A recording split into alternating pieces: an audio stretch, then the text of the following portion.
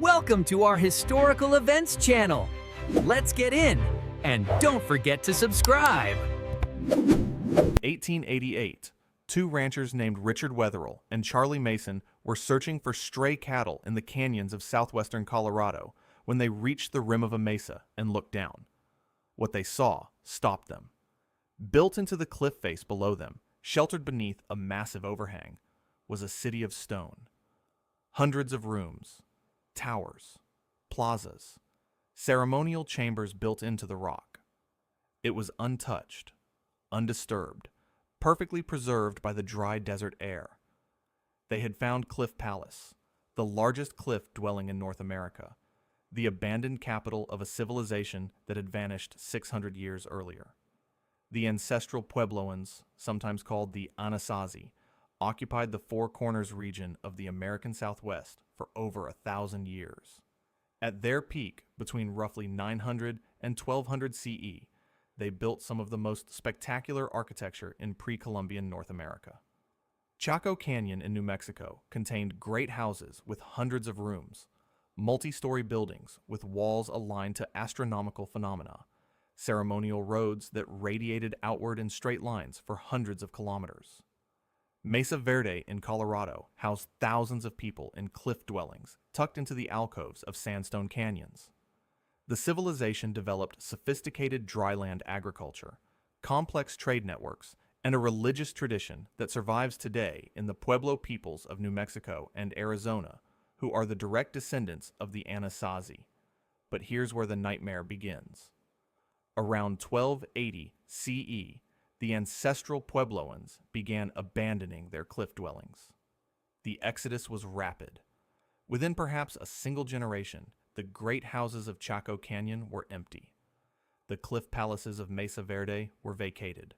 Tens of thousands of people walked away from settlements that had taken centuries to build, leaving behind tools, pottery, food stores, and in some accounts, meals still on tables. They took only what they could carry, and they migrated south to form the Pueblos that the Spanish would encounter 3 centuries later. What makes the Anasazi collapse uniquely disturbing is the question of why they left. The traditional explanation is drought. Tree ring records from the Southwest preserve a remarkable history of climate, and they show that beginning around 1276 CE, the region experienced a mega drought lasting more than 2 decades. The dry years would have devastated maize agriculture. Springs would have failed, crops would have withered. By the standard explanation, the Anasazi simply ran out of water and food, and they left to find places where they could survive. But the drought theory does not explain everything. The Anasazi had survived droughts before. They had sophisticated water management systems, including check dams, reservoirs, and irrigation channels. They had storage facilities containing years of grain reserves. The cliff dwellings themselves were built in defensive positions, accessible only by ladder or carved handholds, suggesting that something was being hidden from. Some of the final period Anasazi sites contain disturbing evidence. Skeletal remains showing signs of violence. Bodies left. Unburied in abandoned rooms. Indications of cannibalism at certain sites that have generated fierce academic debate. Something was happening in the Four Corners in the late 13th century that was not just about rainfall. The cliff dwellings were defensive in nature. The Anasazi were retreating to high places, sealing entrances, restricting access. They were afraid of something.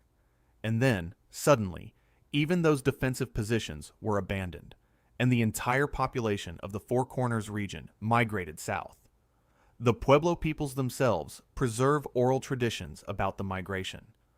The stories speak of the people becoming corrupt, of religious leaders losing their way, of the supernatural forces that protected the great houses withdrawing their favor. The migration is described not as a defeat, but as a deliberate choice, a spiritual decision to leave a place that had become unbalanced or dangerous.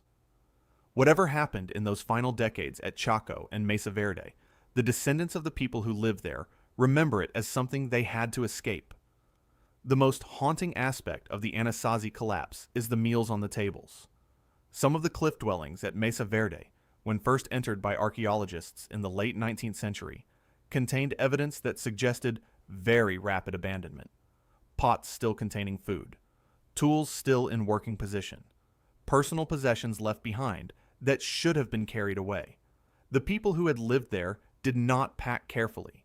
They did not prepare for a long journey. They left as if they were going to come back, and then they never came back. Whatever drove them out of those cliff palaces in the high canyons of Colorado, it was urgent enough that they did not stop to gather their belongings. And whoever or whatever they were fleeing from left no trace of itself in the archaeological record.